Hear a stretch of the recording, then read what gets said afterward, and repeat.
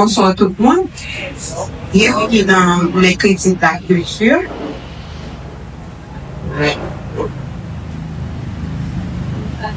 Jeudi, c'est mercredi 21 janvier 2024.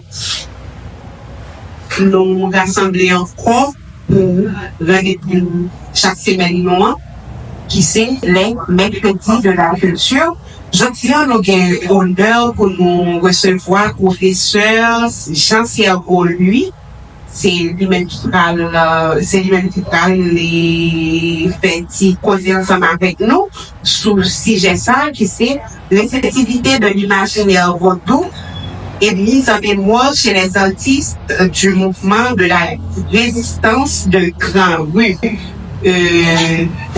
Accompagné lui, nous gagnons James Antoine qui a modéré pour lui, James Antoine qui c'est étudiant en troisième année en anthroposociologie. Donc déjà nous souhaitons nous bien écouter et nous souhaitons nous bonne participation tout. Nous pensons que le débat va musclé avec les soeurs et bon, nous souhaitons parler du débat, professeur Sergo. Bon, qui était modérateur, qui fait ce travail-là. Déjà, moi, dis nous, participation. Bonsoir tout le monde. Merci parce que vous faites le classement. Parce que, surtout avec ça qui vient pour et avec question de recherche et savoir en Haïti, nous ne connaissons pas avec le contexte sociopolitique, il y a un genre d'activité, ça va très décourager. Et nous remercions encore tout le monde qui fait le placement, qui est venu assister et débat ça, je dis. Et nous avons un sujet qui est encore vraiment, pour me dire, très original. C'est réceptivité de l'imaginaire vaudou et mise en mémoire chez les artistes du mouvement résistance de Grand Rue.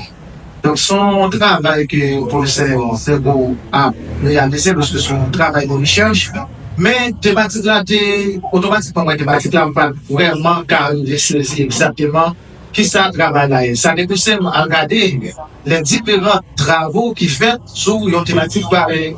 Et c'est là que nous avons donc sur un article qui Nelly Monk, publié en 2007, qu'on a regardé une question de peinture haïtienne d'inspiration vaudou. Dans la période ça, on a regardé une exposition qui est faite en France par rapport à l'échange qui gagnait, l'échange commercial qui est gagné jusqu'à 18e siècle avec Haïti et la France. Quand on a montré, avec l'échange ça, il y a tout un rapport qui est développé entre société française là et société haïtienne là. Quand on a regardé à base des constitutions là, on va voir vaudou malgré une religion, puisque vaudou une religion, d'abord, on voit le jouer dans la révolution haïtienne. Donc, de là, on va organiser une exposition pour valoriser un ensemble de œuvres haïtiennes qui gardent ensemble de mobilisations qui fait sur question vaudois par rapport avec le mouvement premier. Et c'est ça que fait, il va avancer dans le texte qu'il va défendre dans l'article là, c'est garder l'influence qui gagne sur vaudou. Influence vaudois dans l'art contemporain haïtien. Et nous pensons, dans ce sens, professeur Sergo, garde le travail dans l'autre angle qui est encore très intéressant, quand il a regardé des préférences, des mouvements et artistiques, côté qui vont ensemble de déchets, ensemble de bruits qui n'ont pas tellement intéressés ensemble avec eux, mais des artistes qui qui organisent toute une activité, je dis à qui vient un champ de recherche. Nous, ensemble avec nos professeurs Sergo, qui est professeur de l'Université d'État, il va exposer, essayer de parler le plus de recherche de ça, travail de recherche de ça. Déjà, moi, disons, bonne édition, c'est son plaisir pour nous avoir professeur Sergo. Merci. C'est un plaisir pour moi et tout. Pour après-midi, pour partager l'espace avec nous-mêmes, en particulier autour d'un sujet.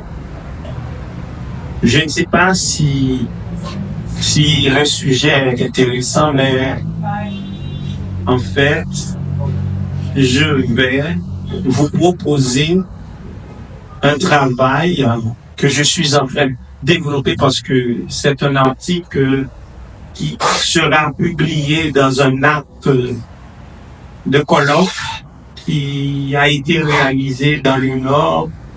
C'était en septembre 2023 que le laboratoire La Direct avait organisé. J'avais répondu à un appel de communication. J'avais proposé une présentation et cette présentation, je l'avais fait face à un public de pairs et on m'a proposé de développer ma communication sous forme d'article qui sera publié. Il faut dire que cette communication est la continuité d'une recherche que j'avais réalisée au niveau de la maîtrise que j'avais réalisée en histoire, mémoire et patrimoine. Et c'est une thématique sur laquelle je dois vous dire que j'ai plus que 10 ans de travaux de recherche. Parce que il faut mentionner que en 2010, j'avais publié avec un groupe d'anthropologues brésiliens et haïtiens une recherche sur les déchets dans les quartiers populaires de Port-au-Prince. Le titre, c'est « Déchets, commerce, stigmatisation et politique » qui est en ligne, disponible, en accès libre. Et puis, quelques temps après, je me suis inscrit en maîtrise et puis c'est une maîtrise en patrimoine et développement culturel. Et j'ai commencé à voir sur quoi je me posais des questions sur quoi je devrais travailler pour la maîtrise, parce que cela concerne le patrimoine, la mise en valeur, la mise en tourisme. Et puis j'ai commencé à dire à mes collègues étudiants que je vais travailler sur les déchets. Mais ils disent, mais en quoi est-ce que les déchets peuvent être un objet touristifiable et patrimonial? En quoi? Et je dis, mais écoute, c'est ça la recherche. La recherche, c'est poser votre droit là où personne ne croit qu'il peut y avoir une évidence. Et puis c'est de là étant que je dis que je vais suivre cette question qu'on appelle la deuxième vie des objets. Et de là, je suis tombé sur les travaux des artistes Résistance Grand Rue, et puis de là j'ai commencé à établir cette relation, et à partir de là je commence à avoir corps à partir de cet objet, l'objet déchet, transformé en objet d'art.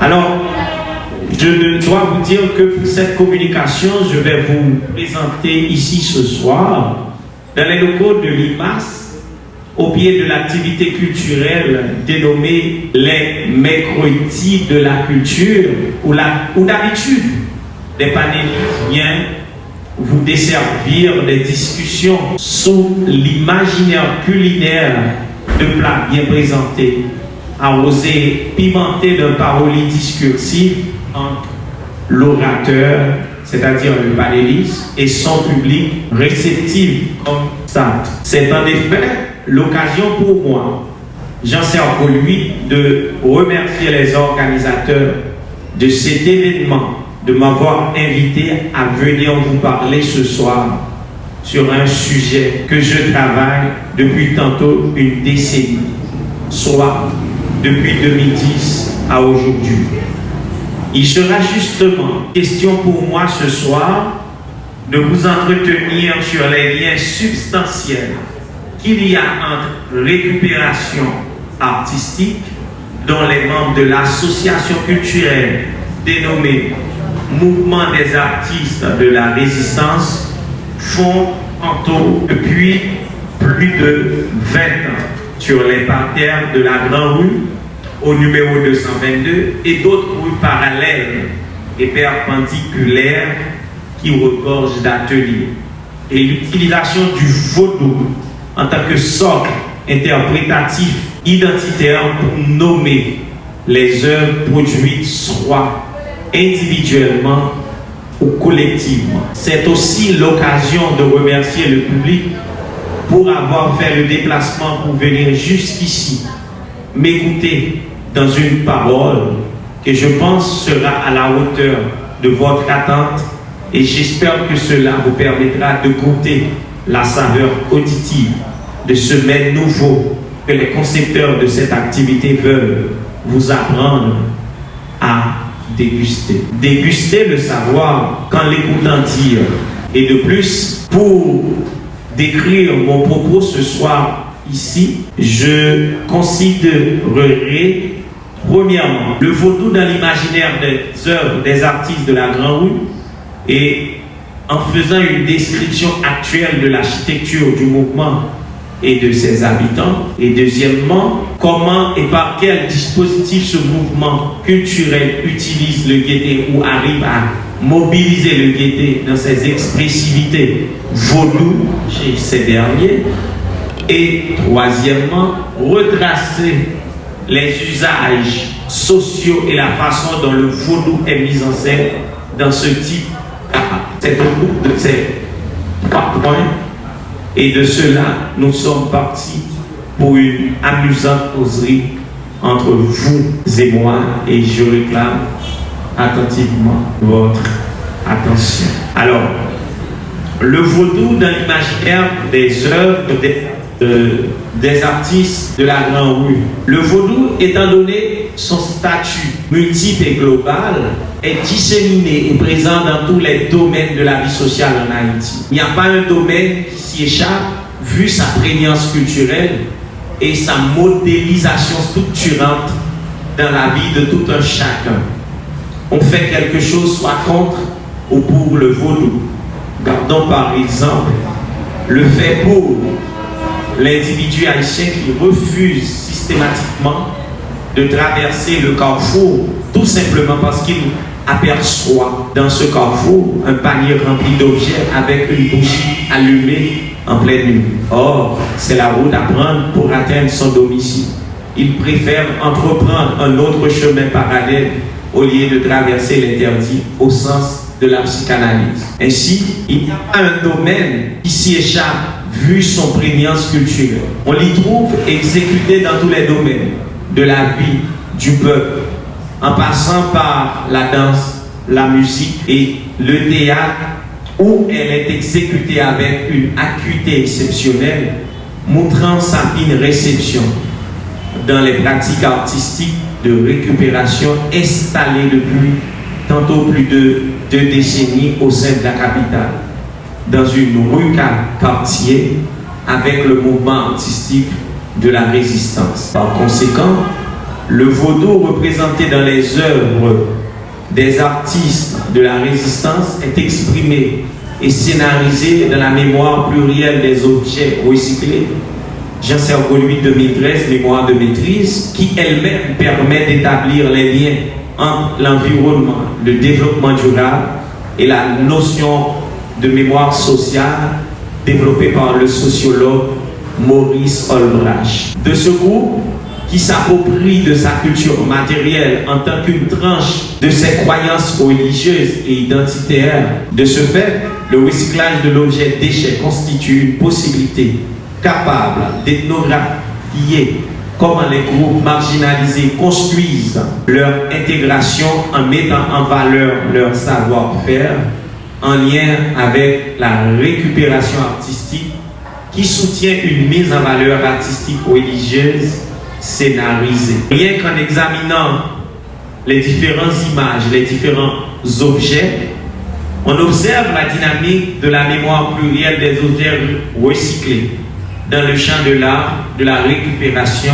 à un atelier, l'aventure d'un atelier qui nous présente comment la combinaison des expériences sociales des groupes en territoire marginalisé contribue à la construction des identités locales et à la fabrication du rapprochement culturel à partir de divers objets déchets mis en objets d'art qui sont en fait mis en événement lors des expositions d'art engrangées dans les forums du ghetto biennal, tant en Haïti ou à l'étranger. Il faut noter que les artistes du mouvement de la résistance Grande Rue font partie d'un forum mondial appelé Forum Keto Biennale. Ils ont l'habitude de recevoir à Port-au-Prince d'autres artistes de leur catégorie qui travaillent du déchet comme matière première pour art aussi. Et ils ont l'habitude de voyager, d'aller en Angleterre, d'être invités en Italie, de participer dans des expositions, d'aller dans des musées et dans des universités, dans des écoles à l'étranger pour présenter leurs travaux et apprendre aux jeunes, aux adultes et aux enfants les techniques de réutilisation des déchets. Ainsi donc, elle juxtapose l'appropriation qu'on fait de ces objets d'art et leur participation au renforcement des valeurs culturelles et sociales du groupe dans ses rapports avec la société. Elle explore notamment la culturalité et la créativité que les artistes résistants architecturés en grands résistants, nouveaux résistants et timon résistants mettent en acte pour la mise en scène et la théâtralisation de la culture matérielle et immatérielle sous l'effet de l'expérience d'un savoir-faire appris sur le tas. Bien qu'appris sur le tas, cela n'a pas bloqué leur inventivité créative et multidimensionnelle en nous offrant toute une variabilité d'œuvres, dont celle qui nous intéresse ici, que nous allons vous présenter comme imaginaire vaudou, à retrouver un écho à travers une mise en mémoire à partir des objets déchets transformés en objets d'art sous le coup des marteaux, des burins et des soudures. Rien qu'en examinant les objets, certains objets exposés sur le site, on observe la dynamique de la mémoire plurielle des objets de la récupération, en passant par un atelier à un autre. Ainsi donc, loin d'être un patrimoine confirmé, l'interprétation analytique du mouvement et du travail des artistes de la résistance du boulevard Jean-Jacques Dessalines offre une opportunité pour étudier les processus patrimoniaux et les processus des activités de mise en mémoire. Comment les groupes marginalisés arrivent à articuler patrimoine et mise en mémoire à partir de leurs travaux. Maintenant, il vient pour moi un moment de vous parler de la description, comment les artistes se représentent, les artistes de la résistance représentent ce mouvement. Tout comme la capitale, la ville et ses habitants, avec ses quartiers, sont extrêmement dynamiques. Dans ce sens, les pratiques culturelles les sont tout aussi. Ainsi donc, les artistes de la résistance de Grand Rue, appelés aussi les facteurs de la Grand Rue, travaillent les objets déchets pour les donner un deuxième souffle, dont une seconde vie. Actuellement, le mouvement artistique de la résistance présente la morphologie suivante. Grand résistant avec Eugène qui assure la gestion et les activités de la structure, les nouveaux. Ensuite, les nouveaux résistants avec Claude, Tijan, Chébi, Louko, Ghetto, Evel, Basile, Rico et en dernier lieu, Timon résistant qui comprend deux formes d'activité, Timon artiste et Télé-Ghetto. Ainsi, les études sur la mémoire des objets récupérés en lien avec la réceptivité de l'imaginaire vaudou ne sont pas si nombreuses. Encore moins sur la mémoire plurielle des objets recyclés, croisés avec l'expérience du mouvement des artistes de la Grande Rue. Ce n'est récemment que des auteurs comme Joanne Villeneuve, Brian Neville et Claude Dion en 1999, Federico et Jean Servo 2010 et notamment Octave Desbarry et Laurier Tugeron 2007 et un groupe de chercheurs se sont intéressés à cette problématique et du coup se sont mis au travail en explorant la culture et la valeur du passé à travers les objets déchets. Ils ont produit respectivement 3 livres, La mémoire des déchets 99, Objets et mémoire 2007, Déchets politiques, commerce et stigmatisation 2010 dont je viens de vous parler, qui met en relation les objets et ses mémoires dans ces états relatant les processus de transformation et de requalification. Analyse les circuits culturels dans lesquels ces dispositifs matériels et immatériels ont vu le jour et ont évolué. Leurs travaux présentent une analyse complexe sur l'objet et sa mémoire, et c'est dans cette réflexion que l'objet requalifié est vu comme ferment de plusieurs mémoires relatant les circuits culturels qui lui servent d'interprétation, mais non explorés et développés jusqu'à ce jour. Ces deux points soulignent l'importance de l'user pour construire du neuf. L'ouvrage qui a suivi cette exposition développe un ensemble d'articles dans lequel on analyse la récupération en lien avec le développement, le déchet et l'imaginaire ingénieuse de l'enfant. Dans son texte, La création plastique et le tournant ethnologique en Haïti, Carlo Ariel Celius analyse les pratiques artistiques à partir de l'art naïf comme lieu de compréhension et réflexion ethnologique haïtienne en se basant sur la coïncidence de leur essor au début des années 40. Ces deux mouvements vont marquer l'univers social haïtien avec le développement de la peinture et l'institutionnalisation de l'ethnologie incluant des études sur la culture matérielle qui vont voir le jour tout après. Ces deux mouvements vont marquer l'univers social, d'un côté avec la création et la mise en place du Bureau national d'ethnologie, d'une part, et l'institutionnalisation des sciences humaines et sociales en Haïti avec l'Institut d'ethnologie sous l'instigation de Jean Plasmans, d'autre part. Depuis lors, nous observons à Port-au-Prince une pluralité de pratiques de résurrection des objets déchets sous le prisme de l'imagination de certains hommes et femmes, construisant leur survie en marge des impressions de la société. Ce constat désigne comment les significations matérielles de la culture sont interprétées dans le corps des objets nouveaux, par conséquent une pluralité de micro-activités à l'échelle individuelle et associative et même peut-être nationale qui permettent de produire du neuf à partir de l'épuiser dans le but de donner à l'objet un lit de mémoire plurielle qui est la cohabitation d'au moins deux mémoires installées dans le corps de l'objet mis en art. Une première qui révèle les souvenirs utilisés précédents de ces morceaux de réduits, bricolés et articulés en un seul objet, et une seconde exprimant la mémoire neuve symbolisée par les discours formulés et reformulés. Le concept de mémoire plurielle se rapporte à l'enjeu de cohabitation qu'il y a entre les mémoires qui s'entrecroisent au sein de l'objet nouveau ou requalifié.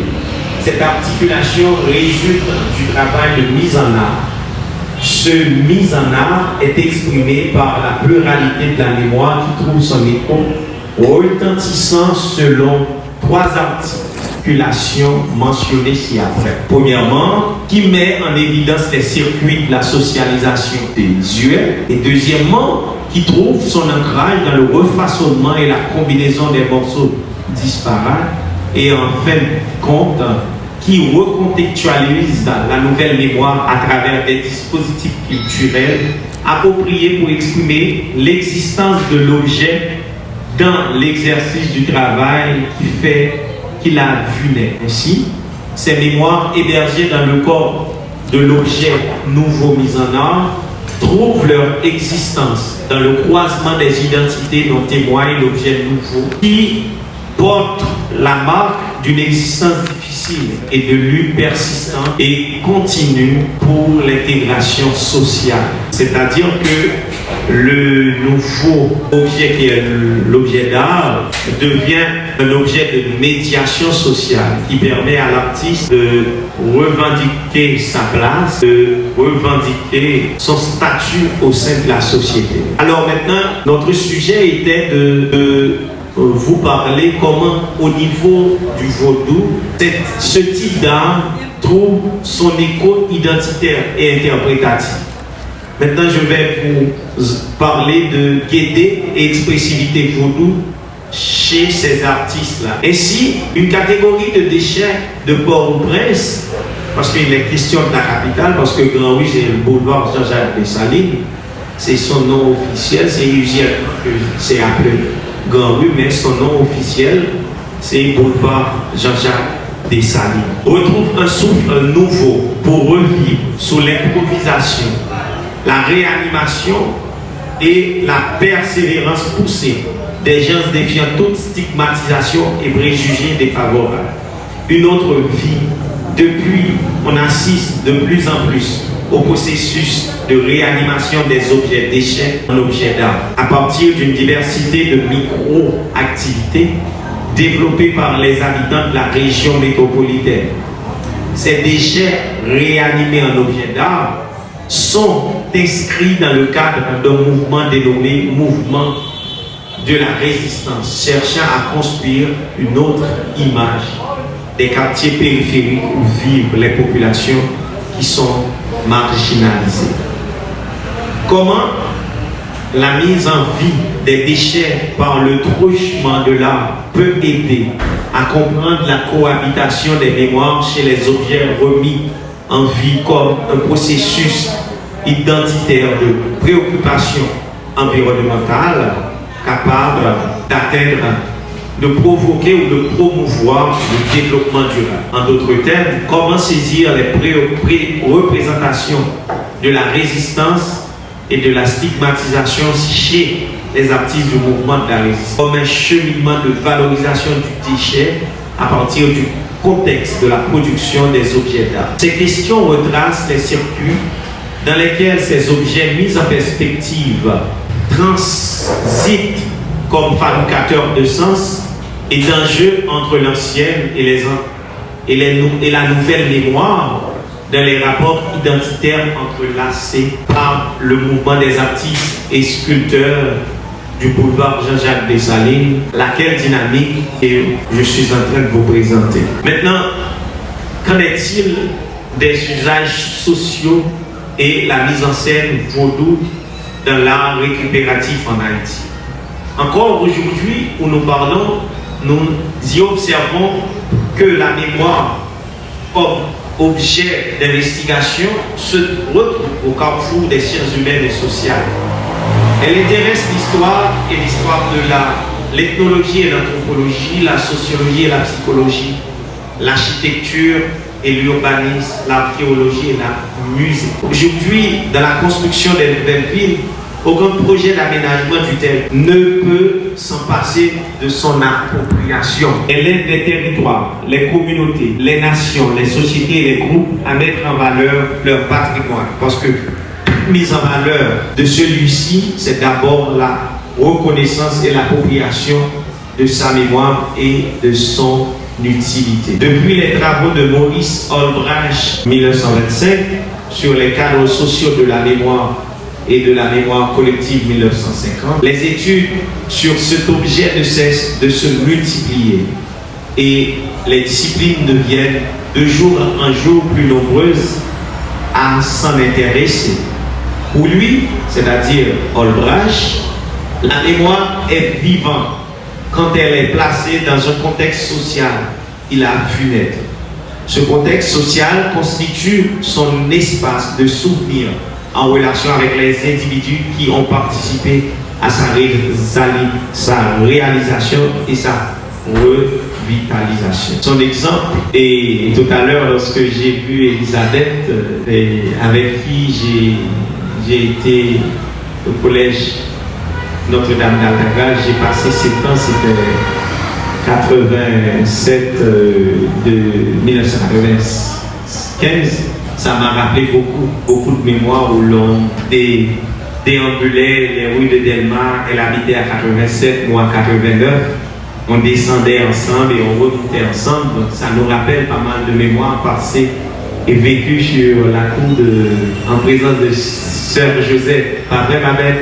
Ça, c'est beaucoup de mémoires. Donc c'est le contexte de réaffirmation et de réactualisation des souvenirs mémoriels. C'est important de toujours, selon Olbrach, de préciser le cadre conceptuel, contextuel de la mémoire. Pour lui, c'est-à-dire Olbrach, la mémoire est vivante quand elle est placée dans le contexte social qu'il a vu naître. Ce contexte social constitue son espace de souvenir en relation avec les individus qui ont participé à sa réalisation et sa revitalisation. Son exemple de la petite fille âgée entre 8 et 9 ans que l'on retrouvait toute seule dans les bois près de Chalon illustre de façon bien claire cette question de mémoire comme objet contextuel et social. Et l'objet mémoriel ne peut être coupé de ce contexte. La petite, qui n'était pas en mesure de se souvenir de son passé, même la plus proche, montre que la mémoire est une structure en activité en dehors de cette animation qui l'a fait vivre. Elle est plongée dans l'oubli. Sans cette réactualisation, elle est plongée dans l'oubli. Pour nous rappeler et mémoire, l'oubli et histoire. Il inscrit la mémoire dans une dynamique sociale renfermant des valeurs socio-culturelles, en nous proposant de l'objectiver comme un espace social comportant des enjeux et des dimensions. Il a montré qu'en dehors du cadre de vie de ses souvenirs et de ses acteurs qui la produisent, elle sera obnubilée et annihilée. On ne saura le comprendre. Ces objets et ces mémoires et les mémoires qu'ils portent montrent que ces derniers, c'est-à-dire les objets déchets, sont des structures dynamiques en perpétuelle évolution, que chaque génération, selon les usages, les régimes d'interprétation, dépose ses marques et ses discours. Et pourtant, qu'ils n'ont pas été étudiés en relation avec l'identité, la marginalisation, l'environnement et le développement durable. Ces objets d'art dont il est question ici alimentent à chacun de ces moments les discours de tradition culturelle sur la distinction mémoire plurielle, enjeux de développement durable, de patrimonialisation et porteur de traits de transmissibilité. Les analyses des auteurs cités au-dessus décrivent comment la mémoire du passé est logée dans l'objet présent et est devenue producteur de sens en fonction des référents culturels mobilisés et l'appropriation que les communautés en font. Ils ont évoqué un ensemble de concepts que je ne vais pas tous utiliser certes ce soir, mais toutefois, leur analyse dénote trois choses sur la mémoire de l'objet. Premièrement, un premier discours qui place l'objet, qui place le social en plein cœur de la mémoire, comme instrument des interactions humaines et environnementales qui vit sa vie comme des êtres humains selon les lieux, les moments historiques entre le jeu contextuel ou autre. Et un autre type de discours que cela dégage et révèle, qui témoigne des ambiguïtés de la mémoire comme source de reconstitution de l'histoire complète dans laquelle le jeu de l'oubli tient une place importante. Et en dernier lieu, un discours qui cherche à faire le lien entre le côté matériel et immatériel comme un prolongement pour comprendre les autres facettes de la mémoire comme un objet d'étude. Cette transgression conceptuelle, c'est une transgression, permet de chercher à comprendre la mémoire de l'objet fabriqué à partir de l'objet déchet comme un croisement de sens et de souvenirs multiples, foisonnant entre eux, c'est-à-dire la nouvelle mémoire et l'ancienne mémoire, dont l'objet nouveau articule et vous présente. Et je viens de vous parler de comment est-ce que les groupes, les assos culturels en territoire marginalisé arrivent à produire du sens à partir de l'observation quotidienne. Et cela a conduit les artistes de la résistance Grand Rue, en observant leur environnement, à une question face aux déchets qui nous accablent. Que peut-on faire? Et la réponse des artistes de la résistance qui transforment les objets de déchets en objets d'art a été une réponse assez importante qui mérite d'être accaparée tant au niveau national qu'au niveau local. Et au niveau national, je veux dire l'État central à travers le service national de gestion des résidus solides, comment on peut non seulement collecter et gérer les déchets, mais comment on peut les transformer, et aussi au niveau local, comment les mairies peuvent transformer les déchets comme source de richesse. Merci pour votre écoute. J'espère que mon propos, si simple et minuscule qu'il était, sera à la hauteur de votre déplacement et de votre temps. Merci de votre humble écoute. Merci beaucoup, M. Sogo. Merci à tous les camarades qui captent l'exposé pour cela. Et c'était un exposé qui est vraiment riche, bien qu'il n'y ait pas de tout ça pour essayer de exposer. Même qu'à essayer de regarder en quelque sorte quelques points que le professeur a avancé. D'abord, c'est un travail de recherche. Et pour ça, il y a une thèse à développer, c'est comment que les gens qui sont dans le quartier défavorisé, et ça qui nous les déchets, comment et les gens arrivent à transformer l'objet déchet en objet d'art. Et ça va participer à toute une question de développement en la société. Et pour ça, regardez travailler ça dans plusieurs points. D'abord, regardez la question de vos droits, comment vous devez participer dans la construction de l'identité du groupe. Regardez comment, même question, comment participer ensemble avec les individus, même faire arriver et par rapport avec les collaborations, les échanges que vous allez faire pour Haïti pour l'étranger. Et pour ça, regardez tout, différentes pratiques qui gagnent et en dedans, et même mode, parler de position sociale, la même pratique, ça, différentes façons que nous arrivons à échanger. Et en dedans, pratique, ça, différentes catégories, jeunes, des gens qui participent en dedans, mouvement ça.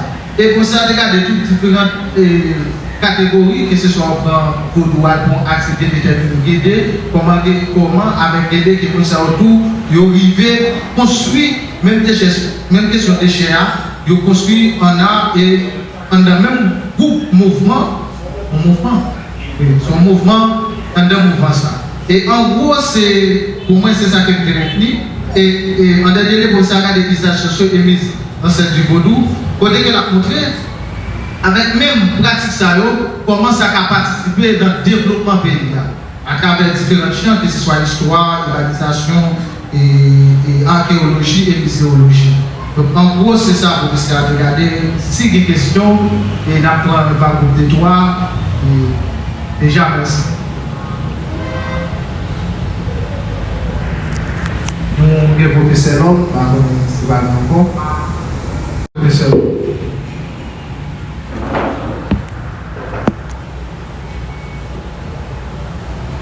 Merci, professeur Vincent Gaudry. Merci Antoine James que vous assurez modération.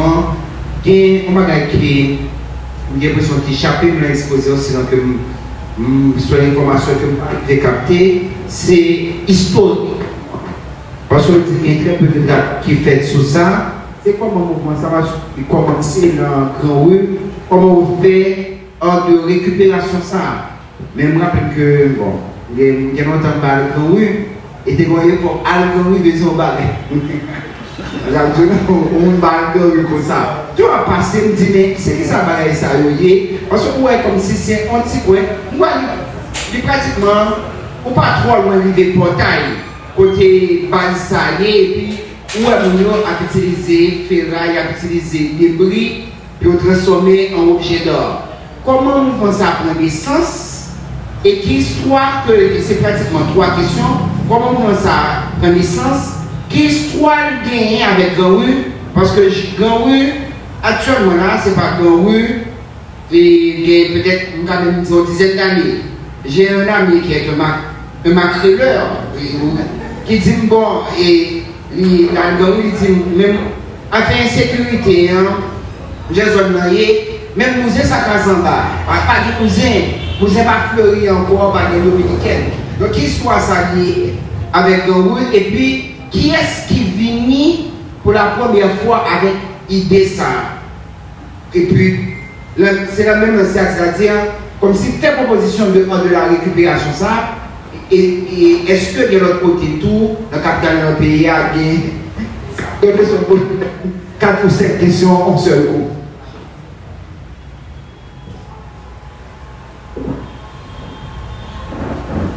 c'est pas bien, mais c'est une question du professeur Soko.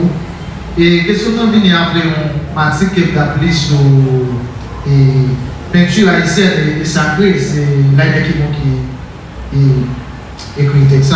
Quand on a regardé les relations qui existaient entre les peintures haïtiennes et les sacrés. Comment mettez-vous regarder art et PDA et relation dans le mouvement, est-ce qu'il y a une relation par rapport à les gens qui se pratiquent là? Est-ce qu'on pas dans le cadre de chez soi, est-ce que le rapport que nous avons développé avec Pétia, est-ce que ça c'est pas vrai, bon faire question ici. Conception que nous fait, de réception que beaucoup de monde ça fait de Pétia, est-ce que lui toucher aspect sacré à la. C'est ça. Pour ne pas connaître ce que Merci. Merci, chers amis et collègues, parce que je dois dire que, sincèrement, que professeur Lhomme, c'est pas seulement un collègue, c'est plus qu'un collègue, c'est un ami, mais nous gagnons ethnomarade, mais moi-même avec l'homme, c'est plus qu'ethnomarade, c'est frère ethno.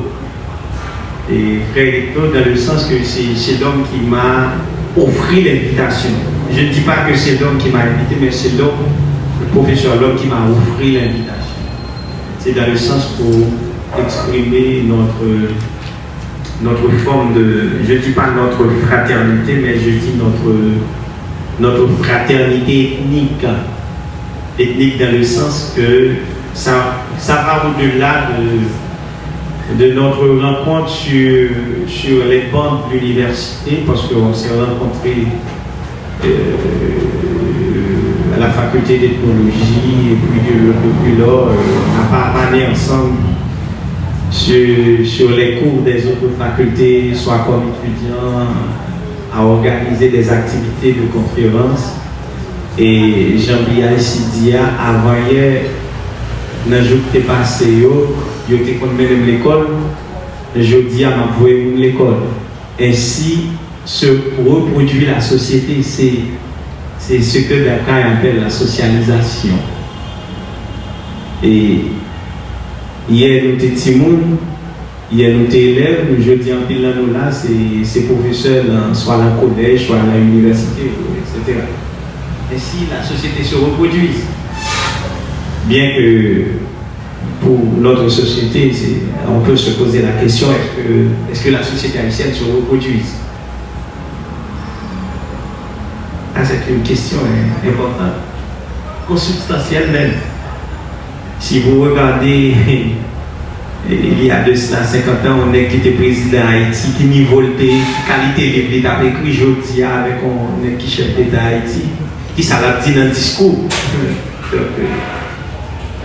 Même la reproduction sociale qui assure l'exploitation de l'homme par l'homme, nous pas assuré dans la société. Nous comprenons, côté nous. Même la reproduction sociale qui assure la domination capitaliste, nous pas assumer et assurer dans la société. Maintenant, pour la question, l'historique du mouvement. Alors, le mouvement des artistes de la résistance Grand Route Boulevard Jean Dessalines a eu une histoire. Et il faut dire qu'il y a 3 pionniers, mais ces pionniers n'ont pas la paternité de la récupération artistique. Ils n'ont pas la paternité. D'ailleurs, dans la disserte que j'ai développée au niveau de la maîtrise, j'ai eu la chance de côtoyer certains auteurs plus vieux, plus pertinents et plus grands que moi qui ont poussé beaucoup plus leurs recherches sur la à travers pays qui ont compris que la récupération c'est une œuvre d'enfant. En pile là nous t'es fait des machines. En pile là nous t'es fait des meubles. En pile là nous t'es fait des maisons, des cailles. Dans les jeux d'enfants, nous pas qu'on fait pareil ça. nous pensons que nous devons faire quand même. Mais en dedans, c'est récupération, nous devons faire cette machine, c'est récupération, c'est art dans l'autre dimension.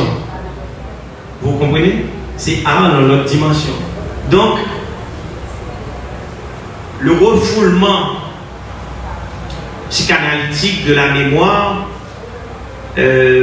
montre qu'il n'y a pas un groupe, il n'y a pas un mouvement qui détient la paternité de la récupération artistique, étant donné que depuis les temps immémoriaux, j'espère que vous allez comprendre, depuis les temps immémoriaux, c'est-à-dire temps immémoriaux, c'est un temps qu'on ne peut pas dater, et qu'on n'arrivera pas à dater. Depuis les temps immémoriaux, les hommes et les femmes réutilisent les objets déchets. Depuis les temps immémoriaux. Par exemple, si vous prenez la question feu et du feu, et il y a une série de herbes pour lâcher dans l'espace comme on fait jardin, et on utilise du feu pour encore faire fumer. Donc c'est encore la réutilisation, c'est la récupération. Maintenant, la question c'est depuis quand on a commencé avec cette forme de récupération, c'est-à-dire la récupération artistique, ça c'est la question. Alors au niveau de Grand Rue, il y a des moments, il y a des dates pour ces messieurs, ces hommes-là, et ils n'ont pas encore 3 décennies. Ils s'arrêtent à arriver vers 3 décennies, parce qu'il y a trois pionniers. Il y a Seller qui a laissé le mouvement, qui a fait, maintenant qui est en train de faire Cavalier seul. Il y a Diodo et il y a Eugène. Et ça c'est pour les pionniers, mais il y a les nouveaux résistants. Il y a d'autres artistes qui viennent, Gecko, etc., Jean-Pierre, qui travaillent le mouvement, etc.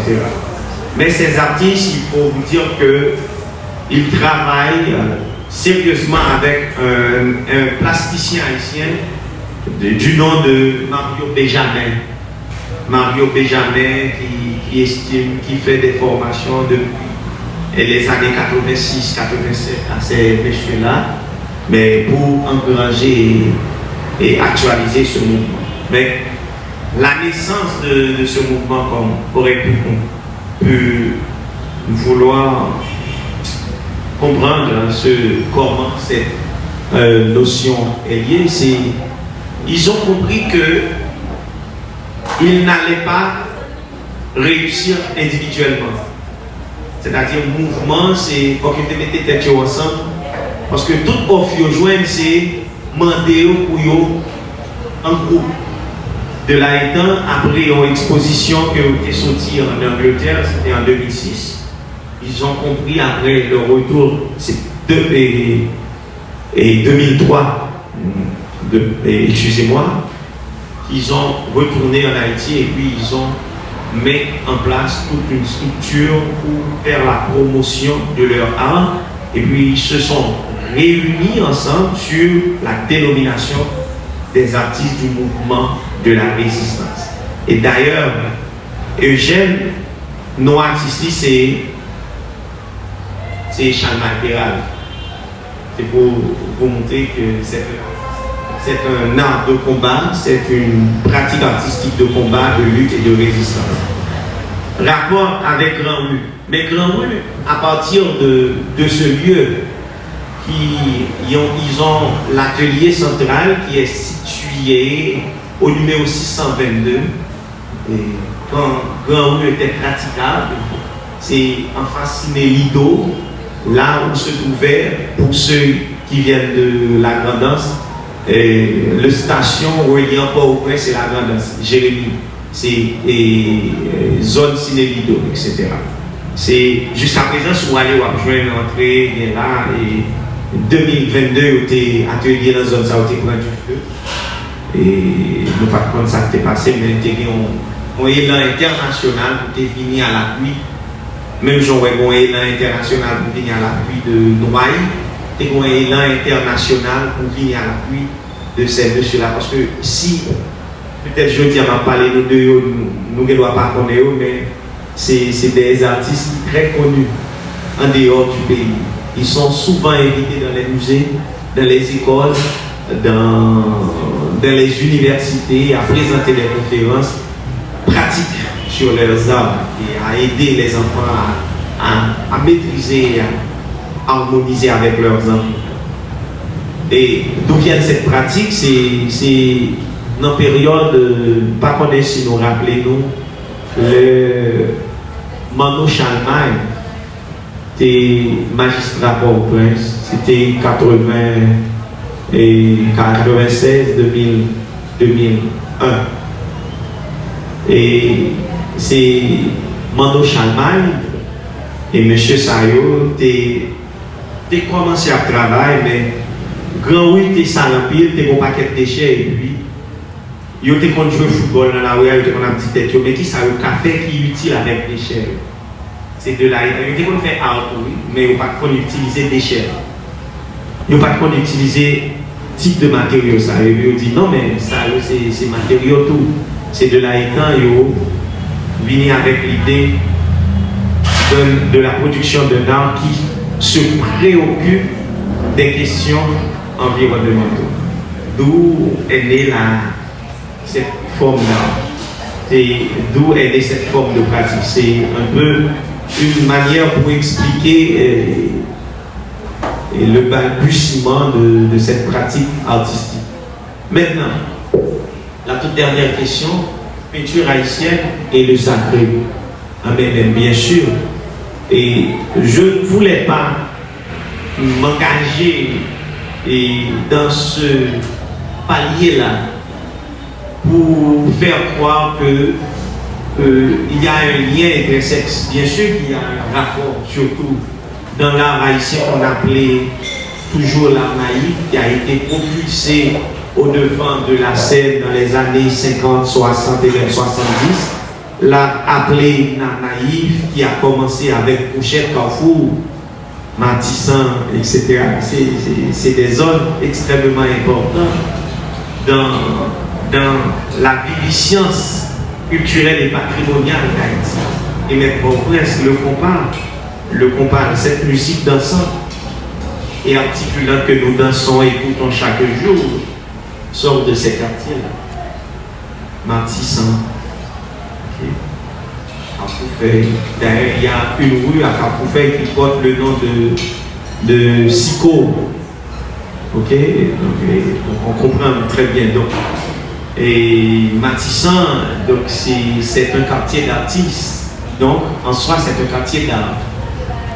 Vous comprenez? Donc, même si aujourd'hui il y a un autre Matissan qui est beaucoup plus populaire, qui se vend à travers les médias, mais il faut comprendre qu'en deçà de ce Matissan populaire, il y a un Matissan marginal, le Matissan des artistes, le Matissan culturel, le Matissan de la culture, qui est encore vivant, qui en garde encore des traces mémorielles. Maintenant, le rapport entre le sacré et la peinture est là. Il y a ça. Il y a ça, bien sûr, quand les artistes mobilisent le guetté pour appeler, pour nommer certaines pièces, certaines œuvres, c'est aussi une articulation du sacré qui laisse le diévore, qui laisse l'espace sacré pour intégrer l'espace public de l'art. Maintenant, c'est sacré, mais ça devient un objet public que l'on peut toucher, que l'on peut admirer en dehors de l'espace sacramentel, en dehors de l'espace sacré. C'est le rapport qu'il y a entre la dynamique picturale et la mise en scène vaudou à travers le guetté comme fenêtre, comme interprétation pour appeler, pour nommer, pour identifier le nouveau objet. En fait, c'est ça.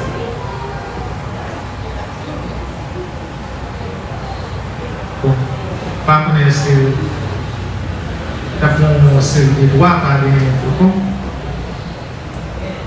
Et ça fait 2. Oui. Attendez, maintenant, en fait, nous saluons tout le public là et nous tiens à saluer le professeur Sergo et camarade James qui t'a assuré modération. Et nous voulons battre un gros bravo pour toute l'équipe MCCA. Et dans un contexte pareil, qui a fait tout le monde. Oui, bon, professeur Sergo, vous avez une préoccupation. Son question, c'est surtout dans l'exposé à mon téléphone. En de travail, on a psychanalytique, on considère la psychanalysation surtout avec Fouet, qui est considéré comme père de la psychanalyse. Dans la démarche, il y a toujours regardé l'aspect sexualité. Et pour nous, on a besoin qu'on ait, dans l'art contemporain, nous avons fait, est-ce qu'il n'y a pas un aspect nudité à la donne? Surtout pour eux, leur fait une remarque qui est vraiment intéressante. Par rapport avec mesdames Gangrio, ça n'a pas les cousins. Nous devons se connaître ce pas l'aspect nudité en dedans, modèle A, et après art de récupération ça. Et nous connaissons nudité, c'est une caractéristique de l'art contemporain. C'est ça que nous devons dire. Merci.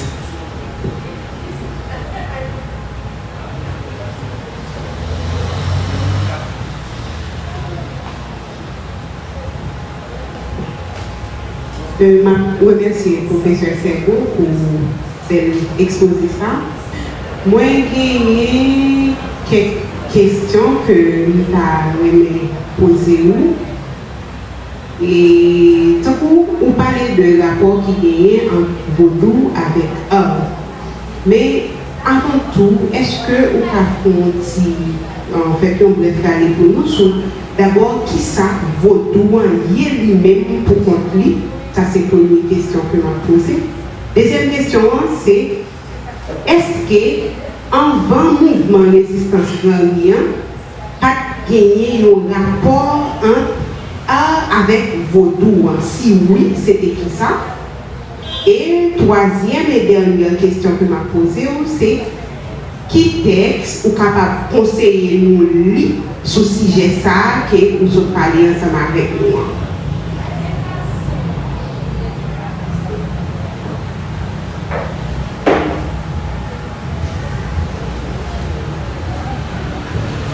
Bonsoir, je salue le président, je salue le modérateur, je salue tout le monde qui est là.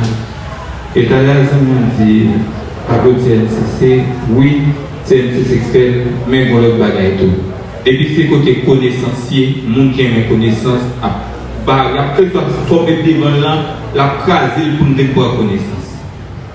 Pour nous d'abord dire, c'est même doit applaudir tête ou plutôt, parce qu'on remet connaissance. Félicite le professeur pour bien exposer, pensant bien détaillé. Comme je dis dans vos doigts, rien pas fait pour rien.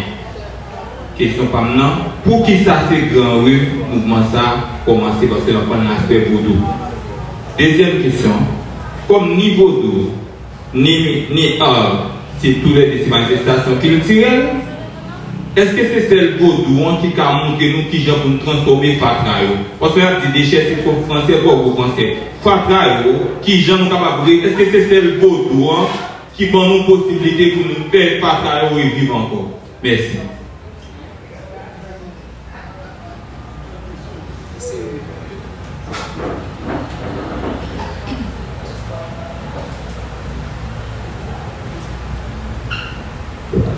Salut professeur, aussi belle exposé ça. Alors si m'a rappelé ça nous dans l'exposé et parce que parler de art et préoccupation environnementale, ou parler de art comme les médiations sociales et professeur, donc dans quel que soit l'aspect social là. Et comment et vous capable d'expliquer nous, par exemple, face à un ensemble de crises que nous connaissons, encore face à un ensemble de nous avons une société qui est chaotique. Alors, comment et toujours sur l'aspect social, comment on est capable de participer aux éléments que on est capable de fournir et dans le cadre d'un projet de société.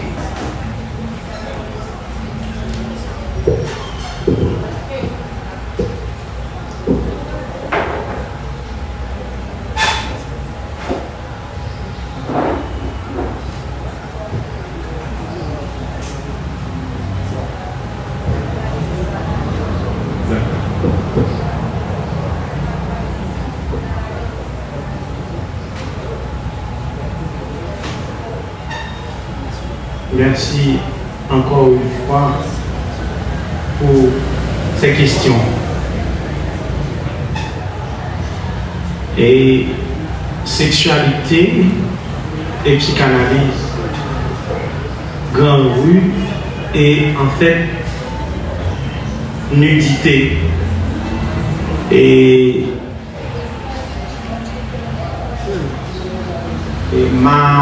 je dois dire que peut-être que je dis malheureusement, pour répondre à cette préoccupation de question, que je n'ai pas eu la possibilité de vous présenter des images.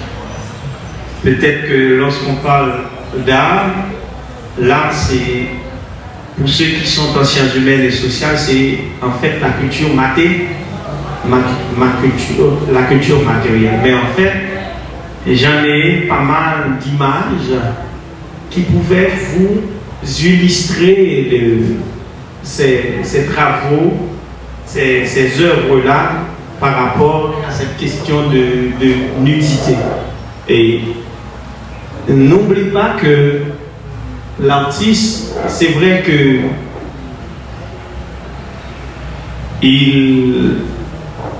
il a une certaine liberté, parce que l'art, c'est par définition, c'est de la liberté.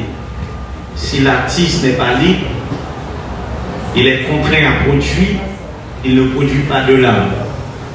Mais de fait, au-delà même de cette définition, l'artiste produit pour vivre, surtout dans le monde capitaliste. Parce que si personne n'achète pas l'œuvre de l'artiste, et que l'artiste par la suite ne peut pas vivre de ce qu'il produit n'aura pas de sens dans sa vie. D'où la notion, même si on ne devait pas contraindre l'artiste dans sa production, mais la société. Les besoins qui l'entourent, des pressions sur lui, qui fait que l'artiste est contraint à produire en fonction de son clientèle.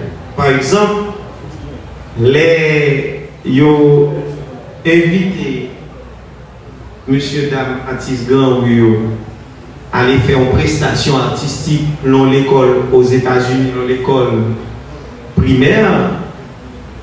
Si ce n'est pas nos cours de biologie, côté on va pas prendre Timoun et on série de patines encore eux, on va demander pour après Timoun faire on phallus, c'est-à-dire on zozo. Oui, parce que ça c'est plus artistique. En fait, ça dépend du public. Bien sûr que si dans les années 2014 jusqu'à 2020, nous avons passé devant l'atelier M. Granouillot, d'après devant un tonton qui a un gros loulou bien présent, exposé au devant même de l'atelier. Donc c'est pour dire que la question de nudité, ça dépend du motif artistique en question. C'est pas faire l'objet en soi, mais c'est le motif qui explique est-ce que la nudité sera l'objet mis en perspective ou pas.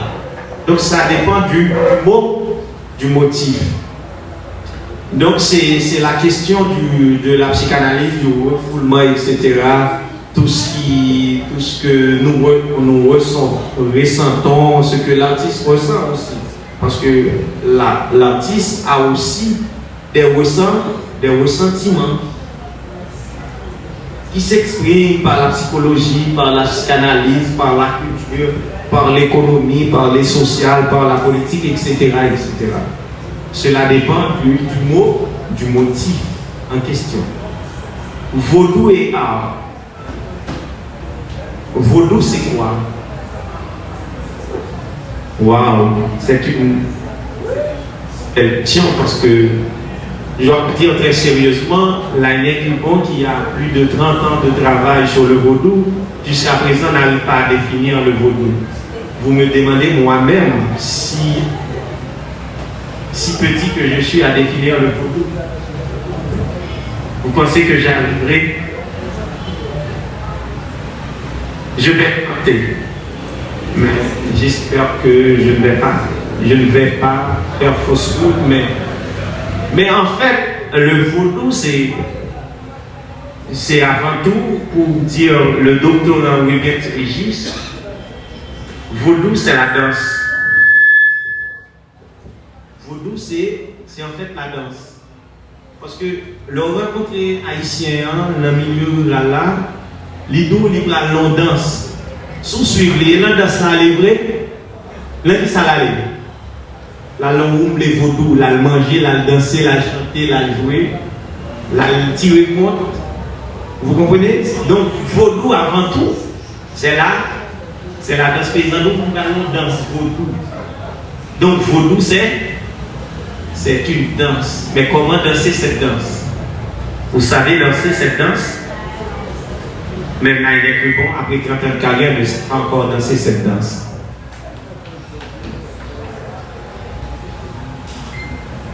Et en plus, le vaudou, à côté de cette danse, d'accord. Et à côté de cette danse, qu'est le vaudou, elle est aussi une pratique culturelle. Parce qu'elle est contraignante. Nous changeons tout au début, pendant l'exposé, nous avons un exemple avec nous, un jeune garçon ou une jeune femme qui a un programme et puis qui a rentré la caille de la nuit. Et puis il arrive dans le cafoua, pendant l'année, il regarde dans le cafoua, le panier et puis il bougie lui-même. Il c'est petit pasteur, c'est petit. Madame pasteur, il c'est petit professeur tout. C'est petit scientifique, mais c'est scientifique en tant que scientifique, c'est haïtien. Il pape Jean-B. Panier. Et ça me dit nous est extrêmement important de faire expérience avec un séminaire animé pour un séminaire de pasteurs. Moun qui pasteur qui a plus que 10, 15 ans, 20 ans de carrière comme pasteur. Et puis je fais exercice ensemble avec eux et puis je fais une dissertation autour de eux. Pas de yon qui dit au tape jamais qu'à fois, même si il a été dans le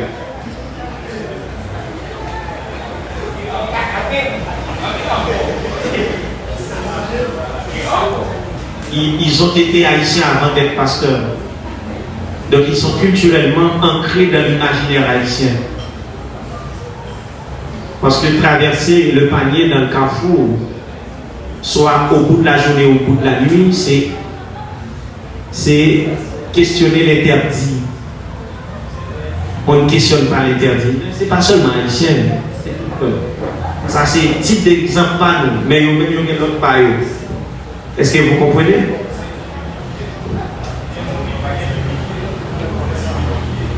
Je ne sais pas. Peut-être. Donc, le vaudou, c'est pour dire Régis Williams, mais pour dire haïtien, c'est la danse. C'est culture, c'est d'une autre manière, c'est la religion. C'est aussi une religion traditionnelle qui a ses préceptes. Si on se réfère à Jean Rasmas ainsi par la langue 1928, ou dans le chapitre 2, où il démontre que le vaudou est une religion comme toutes les autres religions. Donc, Jean Rasmas avait 90 ans avant répondu à cette question. Donc le vaudou est une religion. et Williams vient d'ajouter, c'est pas seulement une religion comme prétendait Brasmans, c'est aussi une danse. Bon, si on dit danse ensemble, c'est parce qu'on pas attendez ça, nous dit, c'est que les Haïtiens nous libèrent nos danse, l'oral suivi, c'est pas dans danse, c'est pas danser seulement dans la danse, c'est manger, les boire, les bailler blague, les développer d'autres relations. Donc c'est pas seulement danse, c'est fête. Vous comprenez? Et le quartier de libéral dans le sens, ça va faire chaque jour. Les bons temps, les bonnes époques, les bons calendriers. Donc tout ça, en dedans vaudou. Tout ça fait de vaudou à vaudou.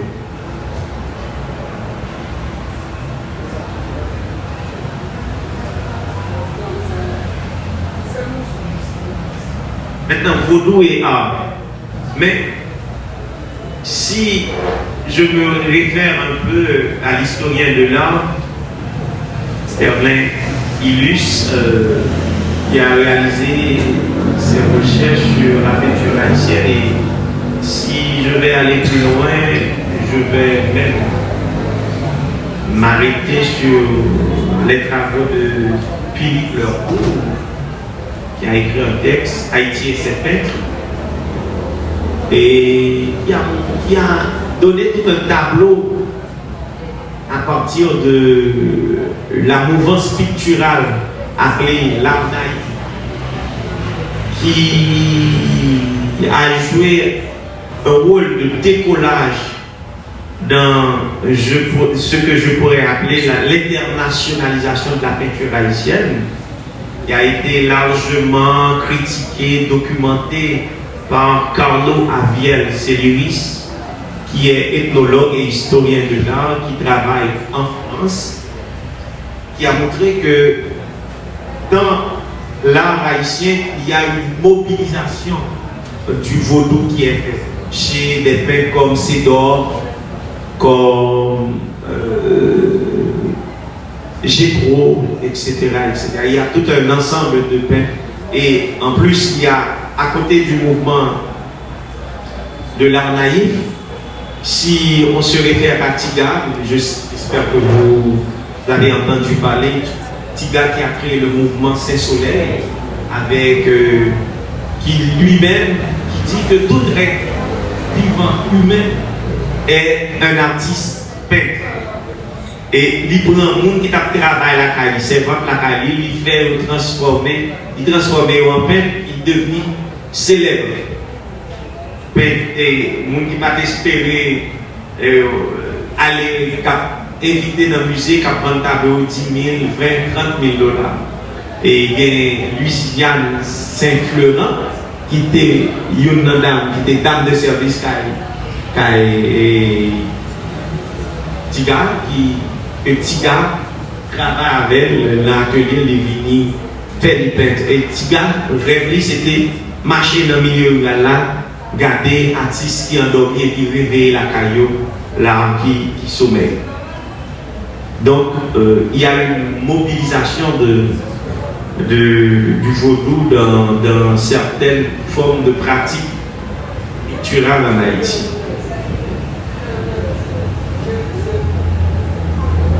Alors, qui texte que nous allons, bon, moins ça.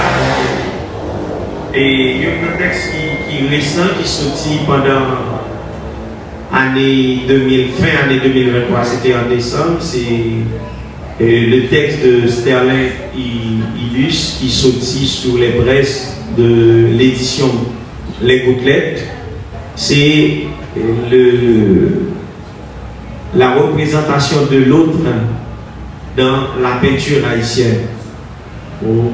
C'est une question anthropologique que l'historien de l'art veut toucher dans ces travaux. Et c'est un texte qu'on peut lire. On peut lire aussi en ce qui a trait à la mémoire, à la question de l'oubli et des mises en mémoire des pratiques associatives en milieu marginalisé, Maurice Olbrach, sur les cadres sociaux de la mémoire. On peut lire aussi la thèse de Jean-Ronald Augustin sur la mémoire de l'esclavage. On peut lire aussi la thèse de Thierry Michel encore sur les lieux de mémoire en Haïti, parce que l'objet déchet qui est transformé en objet d'art devient un lieu de mémoire aussi. Donc c'est le rapport qu'il y a entre la mémoire. Donc il y a toute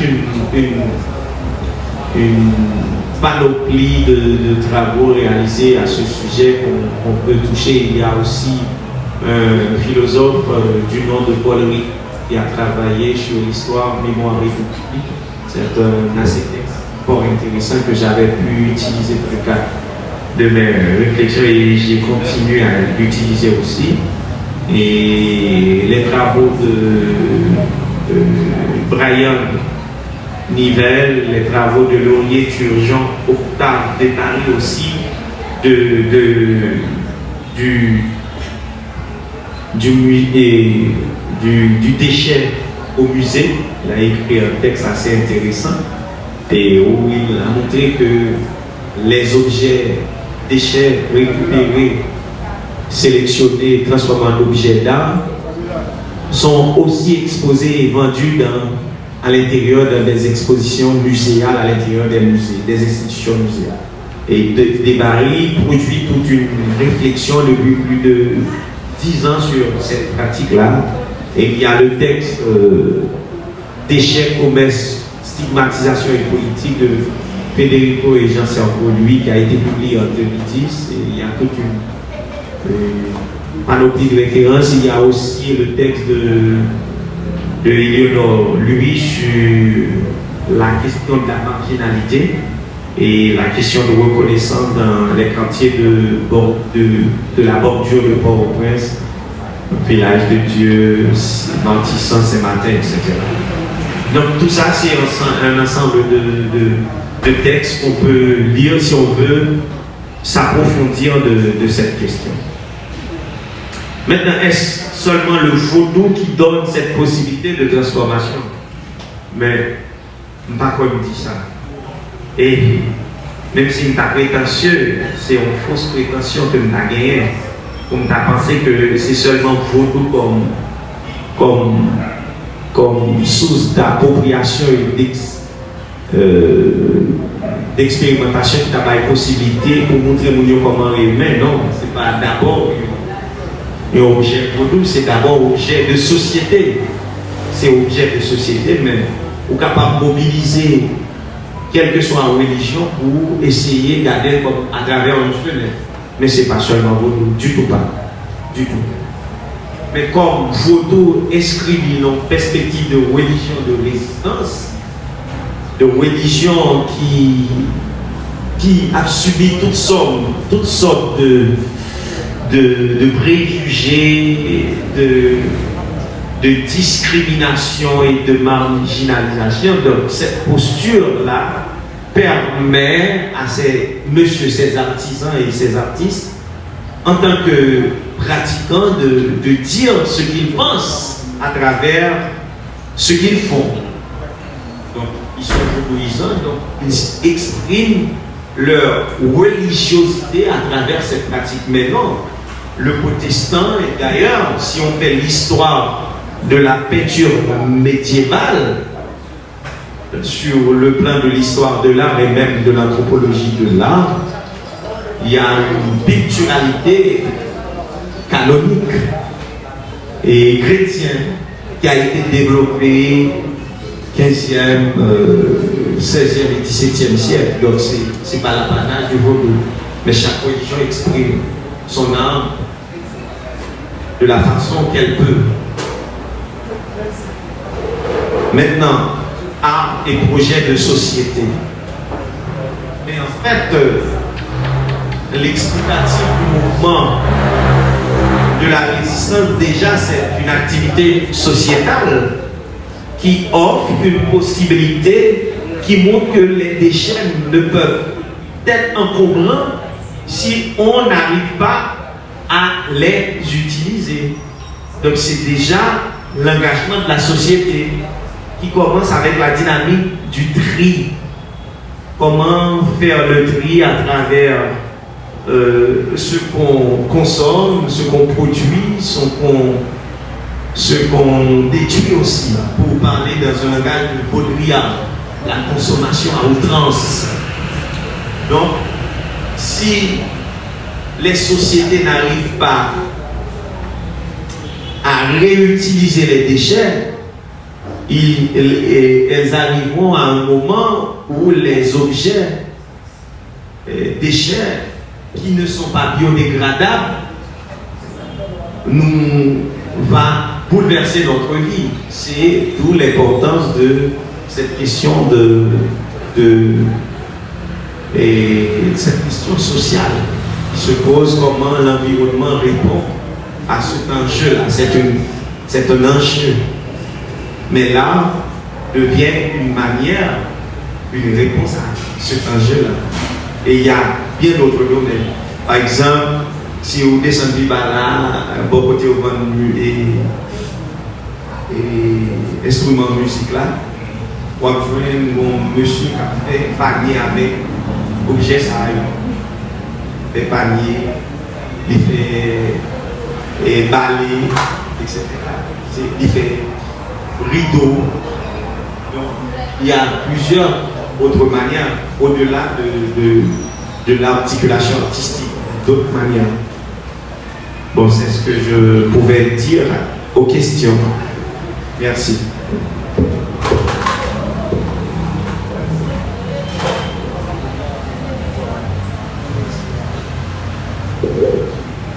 Merci à toutes les camarades, frères qui ont fait le déplacement et qui sont venus dans l'activité ça. Son activité qui fait chaque mercredi. Côté que nous jouons déjà des thématiques ça traité et ici. Bon, bien que nous connaissons déjà la situation sociopolitique là, question zone, tout ça. Et malgré ça, nous toujours fait des déplacements, nous toujours en catégorie qui est plus présente CGM. Et même si nous, toutefois, pour les qui connaissent ça pour journée, nous avons dit espoir. Déjà, nous merci encore pour le déplacement et c'est là que nous avons fait avec mercredi ça. Merci.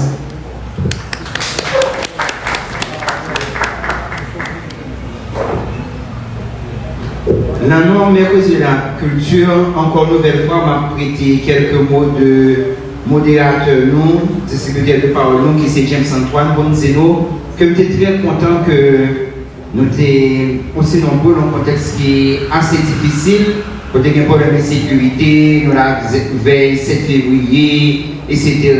Donc il y a des activités qui sont pratiquement paralysées, surtout dans le domaine académique et universitaire.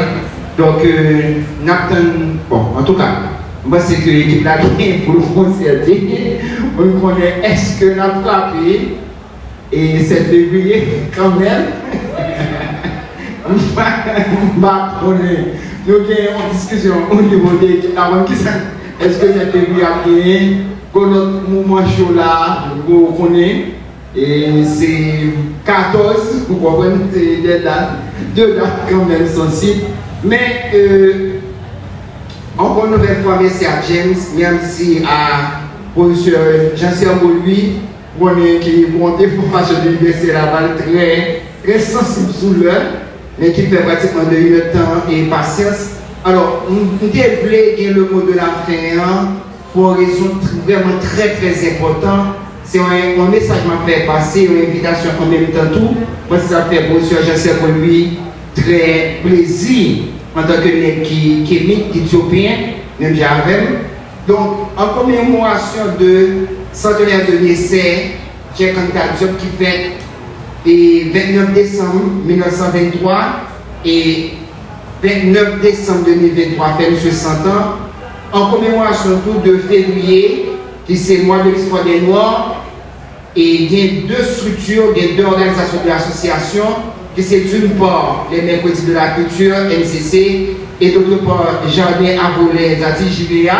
Pas vrai? C'est comme ça, là, nous mettons ensemble samedi ça, on le qui très abordable pour tout le monde. Nous tenons compte de l'insécurité. Un samedi ça qui est samedi 3 février de 3h à 5h PM à un atelier que l'on a fait autour de la pensée de grand ça qui c'est Cheikh Anta Diop, que c'est un principal monde qui véhicule. Donc, animateur atelier, c'est moi. Bon, nous pouvons passer une présentation. Je ne sais pas si vous là qui va connaître déjà. Donc, comme les capteurs pour l'université, etc. Et participation, c'est gratuit, chérie. On va faire un groupe. Je vais saluer, venez à cahier, venez à plume. Venez à dictionnaire, même dictionnaire, c'est important. Parce que vous pouvez utiliser le téléphone.